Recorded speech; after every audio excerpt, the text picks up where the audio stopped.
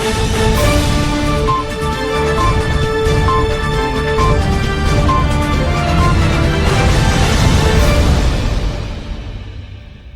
संघर्ष। दोस्तों, जनमत के विशेष कार्यक्रम सत्ता संघर्ष में आपका स्वागत है। चुनाव का अनौपचारिक बगल बज चुका है। प्रधानमंत्री नरेंद्र मोदी ने अपने 110वें मन की बात में 3 महीने के अवकाश की घोषणा करके बता दिया कि अब चुनाव के बाद ही वो अपने मन की बात बोलेंगे। परंतु ये तो इस पर निर्भर है कि वो चुनाव जीत जाएं। लेकिन अगर परिणाम उनकी अपेक्षा के विपरीत आ गया तो उनके भक्त भी उनकी बात नहीं सुनेंगे, बल्कि अपने मन की बात सुनाएंगे, जिसको पिछले 10 सालों से वो अपने अंदर दबाए हुए हैं।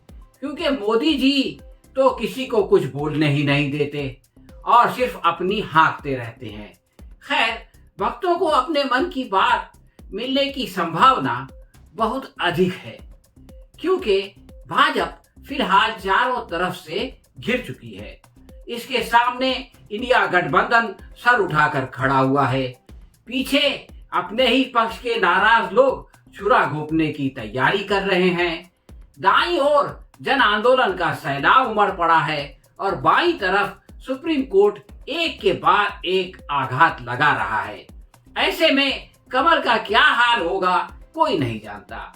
आइए विस्तार से इस चुनावी संघर्ष की समीक्षा करें और देखें कि क्या हो रहा है। राहुल गांधी ने भारत जोड़ो न्याय यात्रा शुरू करके लोगों को जोड़ना शुरू किया, तो भाजपा ने इंडिया गठबंधन को तोड़ना शुरू कर दिया।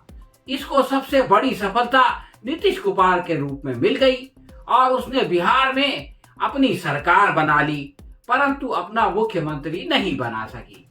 यही ऑपरेशन कमल झारखंड में भी आजमाया गया, परंतु हेमंत सोरेन ने जेल जाकर उसे फेल कर दिया।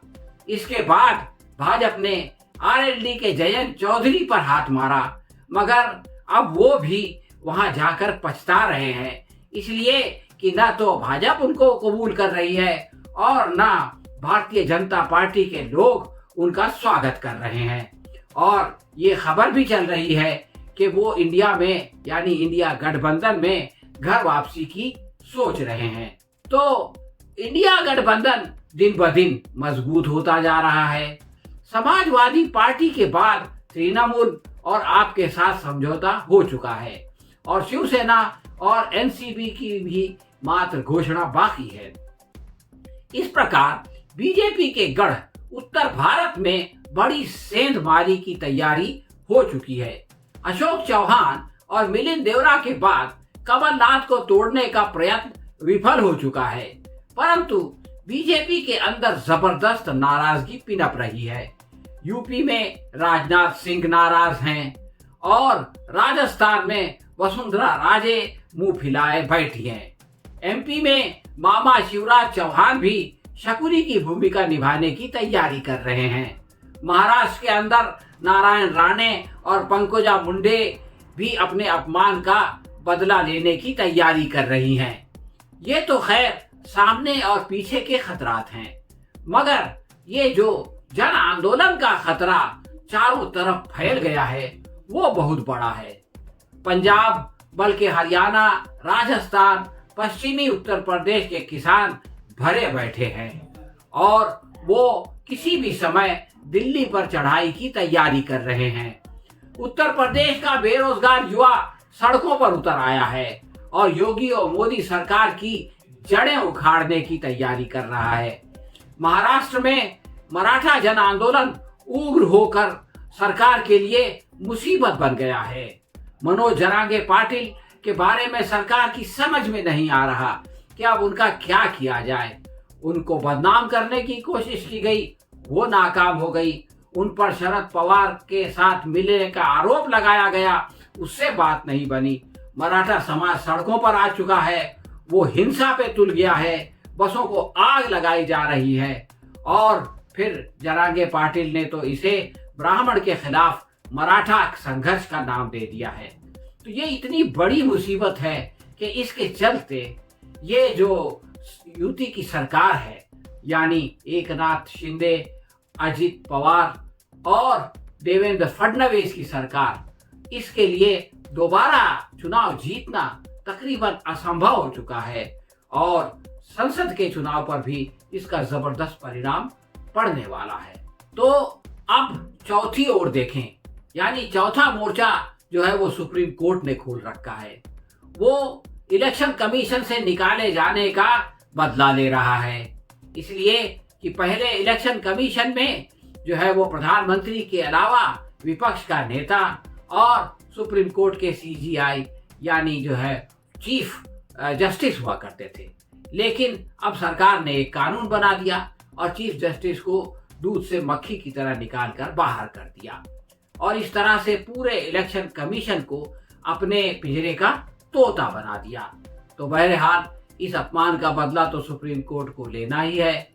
तो इसका पहला झटका तो उसने सरकार को उस समय दिया जब इलेक्टोरल बॉन्ड का मामला कोर्ट में आया। सुप्रीम कोर्ट ने इलेक्टोरल बॉन्ड को पूरी तरह से निरस्त कर दिया, उसको जो है वो कॉन्स्टिट्यूशन के खिलाफ बता दिया। इसके बाद चंडीगढ़ मेयर का मामला आया, तो चंडीगढ़ मेयर के मामले में भी सुप्रीम कोर्ट जो है वो बराबर झटके देता रहा।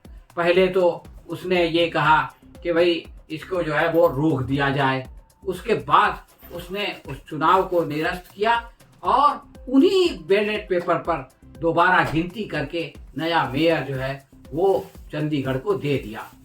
ये जो कुछ सुप्रीम कोर्ट ने किया है, इससे बीजेपी की जो राजनीति है वो पूरी तरह निर्वस्त हो गई। यानी ये कि बीजेपी को सुप्रीम कोर्ट ने भरे बाजार में नंगा कर दिया। उसने सबके सामने ये बात बता दी कि ये लोग चुनाव जीतने की क्षमता अपने अंदर नहीं रखते, बल्कि ये लोग जो है वो वोट चुराते हैं और ये जो है वो वीडियो में पकड़े जाते हैं और उसके बावजूद ये जो है उसका जश्न मनाते हैं। तो इस तरह से आप ये देखें कि पूरे देश में बीजेपी की क्रेडिबिलिटी जो है उस पर एक तरह से बुलडोजर चल गया। और अब किसानों के बारे में जो है वो सुप्रीम कोर्ट में सुनवाई चल रही है। किसान ये कह रहे हैं कि हमें दिल्ली आने दिया जाए। दुनिया में किसी देश के अंदर वहाँ के किसानों को अपनी राजधानी में आने से रोका जाता है। ये अजीब व गरीब बात सिर्फ भारत में मोदी सरकार के तहत हो रही है। वरना आप देखें कि फ्रांस के जो राष्ट्रपति हैं वो भारत आते हैं और जल्दी जाते हैं ताकि अपने किसानों से बात कर सकें, उनको समझा सकें और उनको जो है वो विश्वास में ले सकें, उनकी मांगों को सुन सकें। लेकिन हमारे प्रधानमंत्री उनसे कोई सबक नहीं सीखते, बल्कि उन्होंने जो है वो हरियाणा और पंजाब के बीच में एक दीवार खड़ी कर दी, उस पर बड़ी बड़ी कीलें लगा दी ताकि किसान जो है वो दिल्ली ना आ सकें। अपने ही लोगों को अपनी ही राजधानी में आने से रोकना और उनके आने से डरना, ये तो सिर्फ मोदी सरकार का ही कमाल है। तो अब ये मामला सुप्रीम कोर्ट में है और इस बात की पूरी संकेत मिल रहे हैं, इस बात की पूरी अपेक्षा है कि सुप्रीम कोर्ट जो है वो उनको दिल्ली आने की इजाजत देगा। और अगर सुप्रीम कोर्ट ने इजाजत दे दी तो फिर ये सरकार उन किसानों को दिल्ली आने से नहीं रोक सकेगी। और अगर वो ऐसा करती है तो फिर वो अपने पैरों पर बहुत बड़ा कुल्हाड़ी मार लेगी। तो आप ये देखें कि एक तरफ सुप्रीम कोर्ट है, दूसरी तरफ जन आंदोलन, सामने जो है वो इंडिया का गठबंधन है और पीछे भाजपा के नाराज नेता। तो इन चारों के बीच बीजेपी जिस तरह से घिरी हुई है और इसके चलते मोदी सरकार की कश्ती जो है वो आहिस्ता आहिस्ता डूबने लगी है।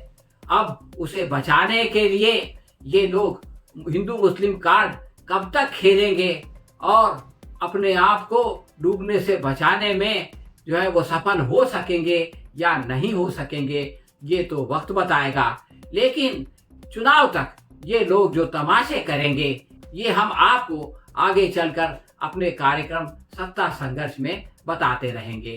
तब तक के लिए आज्ञा दीजिए और इस चैनल को जरूर सब्सक्राइब कीजिए। वीडियो पसंद आए तो उसे लाइक या शेयर भी करें। बहुत जल्द हम किसी और विषय के साथ आपकी सेवा में फिर उपस्थित होंगे।